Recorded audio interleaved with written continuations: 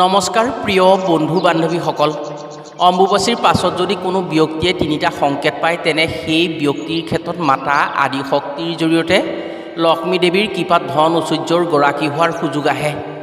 এই কথা একেবাৰে সঁচা যে যাৰ প্ৰতি দেৱী আদি মাতাৰ কৃপা থাকে, লক্ষ্মী মাতাৰ কৃপাত যাৰ সৌভাগ্য মুকলি হয়, অম্বুবাচীৰ সময়ত যি দেৱী শক্তিৰ যোগাত্মক প্ৰভাৱ পৰে সেই শক্তিৰ জৰিয়তে অম্বুবাচীৰ অন্তৰ পাছত সেই দেৱী শক্তিৰ কৃপা লাভ কৰা ব্যক্তিৰ ক্ষেত্ৰত এনে সংকেত আহেই। কিন্তু এনে সংকেত অতি ভাগ্যৱানজনৰ বাবেহে আহে।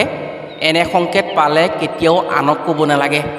এনে সংকেত পোৱাৰ পাছত যদি অম্বুবাচীৰ অন্ত পৰাৰ পাছত পূৰ্ণিমা বা অম্বুবাচী অন্ত পৰাৰ পাছত সোমবাৰে মহাদেৱৰ বাবে এটা বিশেষ কাম কৰি থ'ব পাৰে, তেনে সেই ব্যক্তিৰ ভাগ্য ইমানেই পৰিৱৰ্তন আহিব, মহাদেৱ আৰু আদিমাতাৰ কৃপাত সকলো আশা পূৰণ হৈ যিমান দৰিদ্ৰ ব্যক্তি হ'লেও কম দিনত ৰাজধনী হোৱাৰ সুযোগ সুবিধা আহে। 2026 বৰ্ষৰ অম্বুবাচী অন্ত পৰাৰ পাছত সোমবাৰতেই পূৰ্ণিমা মিলিছে। যদি আপুনি অম্বুবাচী অন্ত পৰাৰ পাছত এই সংকেত পাইছে, তেনে এনে সুযোগ কেতিয়াও নেৰিব। অম্বুবাচীৰ পাছৰ সোমবাৰে যি পূৰ্ণিমা মিলিছে সেই পূৰ্ণিমাত এই উপায় কৰি ৰাখক। মাতা আদি শক্তি আৰু মহাদেৱৰ কৃপাত জীৱনত যি বিচাৰে, যেনেকৈ সুখী হ'ব খোজে ঠিক তেনেকৈ সুখী হ'ব পাৰিব। আজিৰ ভিডিঅ'ত আমি আপোনাক জনাম অম্বুবাচীৰ শেষ হোৱাৰ পাছত ব্যক্তিৰ ক্ষেত্ৰত কেনেধৰণৰ সংকেত পোৱাটো অতি শুভ মনা হয় আৰু সেই সংকেত পালে কি কৰিব লাগে, কি সংকেত পালে শুভ হয়, ভাগ্যৰ পৰিৱৰ্তন আহে, আৰু অম্বুবাচীৰ পাছত কেনেধৰণৰ সংকেত পালে দেৱী শক্তিৰ অশুভ প্ৰভাৱত বেয়া সময়ৰ জাননী আহে। এনেধৰণৰ সংকেত বহু মানুহেই পায়, কিন্তু অম্বুবাচীৰ পাছত এনেধৰণৰ সংকেতৰ ওপৰত গুৰুত্ব নিদিয়া বা এনেধৰণৰ সংকেতৰ বিষয়ে নজনাৰ বাবে কেতিয়াবা কপাললৈ অহা সৌভাগ্য আঁতৰি যায়। এওঁলোকে মাতা শক্তি প্ৰসন্ন থকাৰ পাছতো নিজৰ ভুলৰ বাবে বিভিন্ন বিপদ বিঘিনিৰ সন্মুখীন হ'বলগীয়া হয়। আজিৰ ভিডিঅ'টো যদি আপোনাৰ ওচৰলৈ গৈছে, নাইবা চাৰ্চ নকৰাকৈ যদি আজিৰ ভিডিঅ'টো আপুনি পাই গৈছে, তেনে আপুনি এজন ভাগ্যশালী ব্যক্তি। আপোনাৰ বাবে মা আদি শক্তিৰ কৃপাত ভাগ্য পৰিৱৰ্তন আহিছে আৰু আপোনাৰ দুখৰ দিনৰ অন্ত পৰিছে। মাত্ৰ 11 মিনিটৰ সময় খৰচ কৰি ভিডিঅ'টো সম্পূৰ্ণকৈ চাব পাৰিলে আপুনি আপোনাৰ সমস্ত দুখ কষ্টৰ পৰা মুক্ত হোৱাৰ লগতে দেৱী আদিমাতা আৰু মহাদেৱৰ কৃপাত ভাগ্যৰ পৰিৱৰ্তন কৰিব পাৰিব। গতিকে আজিৰ ভিডিঅ'টো আপোনাৰ বাবে অতি গুৰুত্বপূৰ্ণ ভিডিঅ'। সেয়েহে আজিৰ ভিডিঅ'টো আধাতে এৰাৰ কথা ভুলতো নাভাবিব। আজিৰ ভিডিঅ'টো সম্পূৰ্ণকৈ যদি চাই সংকেতসমূহৰ বিষয়ে জানি ল'ব পাৰে, নিজৰ লগতে পৰিয়ালটোৰ ক্ষেত্ৰত নিশ্চয় উপকৃত হ'ব পাৰিব। প্ৰিয় বন্ধু বান্ধৱীসকল, কথাসমূহ কোৱাৰ আগতেই আপোনাক এটি সৰু অনুৰোধ জনাওঁ। ভিডিঅ'টো যদি ভাল পায় তেনে এটা লাইক কৰাৰ লগতে কমেণ্ট বক্সত ওম নমঃ শিৱায় বুলি লিখিবলৈ কেতিয়াও নাপাহৰিব। আৰু যদি আমাৰ চেনেললৈ প্ৰথম আহিছে তেনে চেনেলটো ছাবস্ক্ৰাইব কৰাৰ লগতে অন্য 10জনে উপকৃত হোৱাকৈ ভিডিঅ'টো শ্বেয়াৰ কৰিবলৈ অনুৰোধ জনালোঁ। কালিকা পুৰাণ অনুসৰি পৃথিৱীৰ আদি অৰ্থাৎ প্ৰথম পুৰুষ হৈছে মহাদেৱ আৰু প্ৰথম স্ত্ৰী হৈছে আদিমাতা। সেয়েহে মহাদেৱক দেৱাদিদেৱ মহাদেৱ আৰু মাতাক আদিমাতা বুলি কোৱা হয়।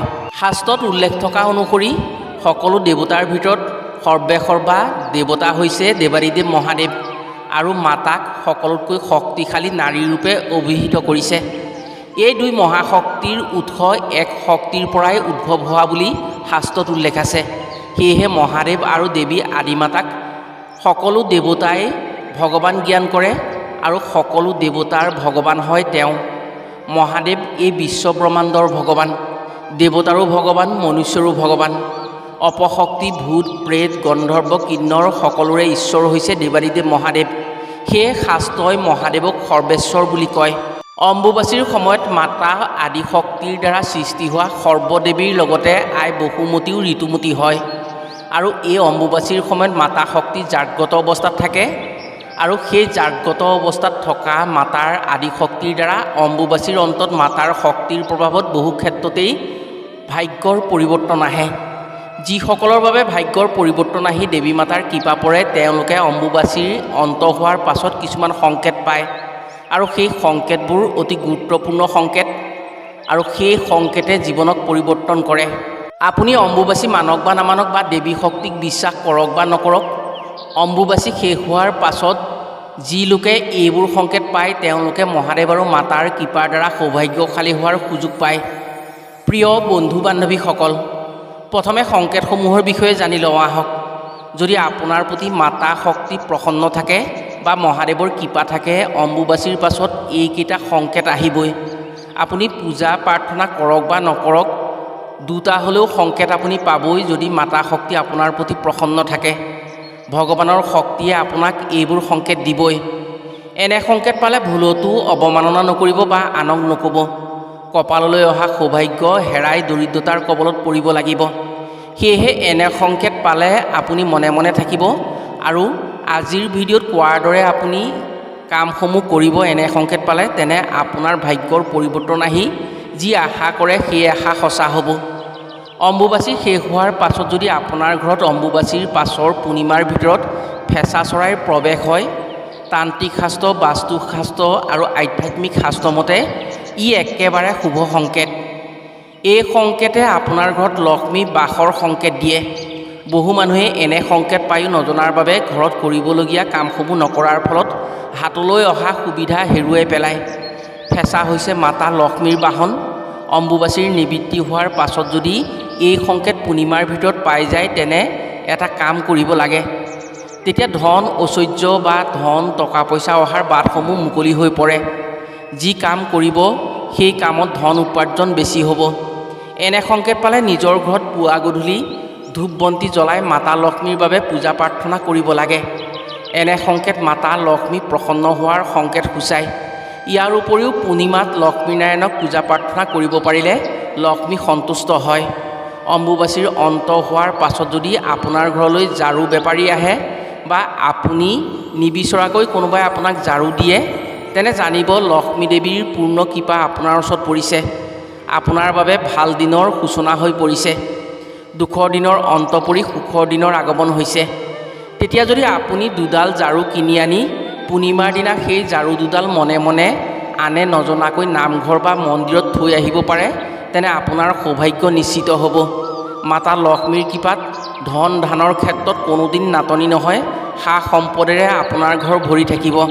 অম্বুবাচীৰ পাছত যদি আপোনাৰ ঘৰলৈ মেকুৰীয়ে পোৱালি লৈ ফুৰিবলৈ আহে বা বাটৰ কুকুৰ আহি যদি আপোনাৰ ঘৰত থাকেহি বা থাকিবলৈ লয়, তেনে ই একেবাৰে ঘৰখনৰ বাবে শক্তিৰ পৰিচয়ৰ সংকেত। এনে সংকেত পালে ঘৰত শক্তি বৃদ্ধি পায়। দেৱী দুৰ্গাৰ কৃপা যাৰ ওপৰত থাকে তাৰ বাবেহে এনে সংকেত আহে। এনে সংকেত পালে দেৱী দুৰ্গাৰ প্ৰতি ভক্তি কৰি ন বোৱাৰী বা অকুমাৰী ছোৱালীক অন্ন বস্ত্ৰ নাইবা পিন্ধা গহনা পাতি দান কৰিব পাৰিলে মাতা দুৰ্গা প্ৰসন্ন হয়। ফলত ঘৰত বিপদ বিঘিনি দূৰ হৈ ঘৰলৈ যোগাত্মক শক্তিৰ প্ৰভাৱ আহে। ভাগ্য উদয় হয়, কৰ্ম সংস্থাপন লাভ কৰিব পাৰে। অম্বুবাচীৰ পাছত যদি আপোনাৰ ঘৰৰ তুলসী গছজোপাৰ পৰিৱৰ্তন দেখে, যেনে ধৰক তুলসী গছজোপা আগতকৈ জোপোহা হৈ সেউজীয়া হৈ পৰিছে বা তুলসীজোপাত চৰাই পৰিছে, তুলসীৰ তলত জেঠীয়ে দৰ্শন দিছে, তেনে জানিব আপোনাৰ ঘৰত দেৱী শক্তিৰ যোগাত্মক প্ৰভাৱ পৰিছে, যাৰ ফলস্বৰূপে আপোনাৰ ঘৰলৈ শুভ সংকেত আহি গৈছে। এনে সংকেত পালে ঘৰলৈ ধন সম্পদ আৰু ঘৰখনত পোহৰৰ বাট মুকলি হয়।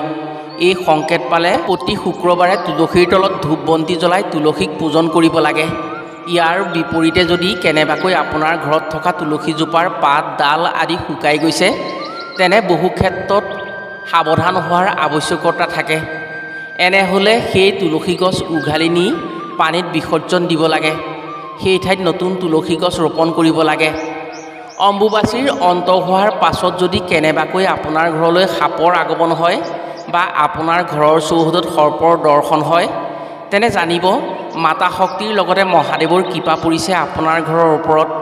মহাদেৱ আৰু মাতা শক্তিৰ কৃপাত বিপদ বিঘিনি দূৰ হৈ স্বয়ং শিৱশক্তিৰ কৃপাত আপোনাৰ উন্নতিৰ পথ মুকলি হৈ গৈছে।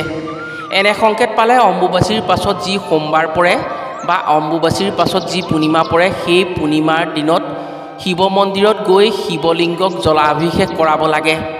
শিৱলিংগত বেলপাত গাখীৰ ঢালি মহাদেৱৰ বাবে ধূপ বন্তি জ্বলাব পাৰিলে সৰ্বসুখৰ অধিকাৰী হ'ব পাৰে।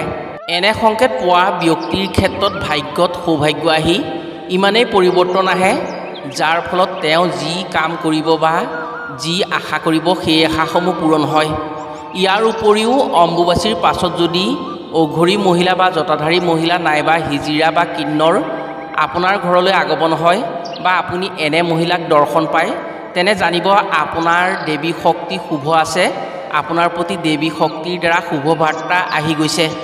এনে সংকেত পালে তেনে ব্যক্তিক সন্তুষ্ট কৰি সেইসকলৰ পৰা যদি মুদ্ৰা নাইবা ধাতুৰ কিবা বস্তু আনি নিজৰ ঘৰত ৰাখিব পৰা হয়, তেনে ঘৰখনত সৰ্বপ্ৰকাৰে উন্নতি আহে। সেই ব্যক্তিৰ জীৱনত সদায় জয় জয়ময় হয়। প্ৰিয় বন্ধু বান্ধৱীসকল, অম্বুবাচীৰ পাছত যদি এইকেইটা সংকেত আপোনাৰ ক্ষেত্ৰত আহে, তেনে যি কৰি হ'লেও আজিৰ ভিডিঅ'ত কোৱা কামসমূহ আপুনি নকৰাকৈ নাথাকিব। আপুনি যদি এই কামসমূহ কৰিব পাৰে, তেনে আপোনাৰ ক্ষেত্ৰত উন্নতি আহিব। এনে সংকেত বহু ভাগ্যৱানজনৰ বাবেহে আহে। এই কথাসমূহ যদি মানি চলি সংকেতসমূহ পোৱাৰ পিছত আপুনি কামসমূহ কৰিব পাৰে, তেনে আপোনাৰ ভাগ্যৰ পৰিৱৰ্তন হৈ সুখী হ'ব পাৰিব। আশা কৰিছোঁ আজিৰ ভিডিঅ'ৰ জৰিয়তে নিশ্চয় উপকৃত হ'ব পাৰিব। আজিলৈ ভিডিঅ'টো ইমানতে সামৰিছোঁ। পুনৰ অন্য এটি ভিডিঅ'ৰ জৰিয়তে লগ পোৱাৰ আশাৰে আজিলৈ আহোঁ। সকলো ভালে থাকক, সুস্থ থাকক। ধন্যবাদ।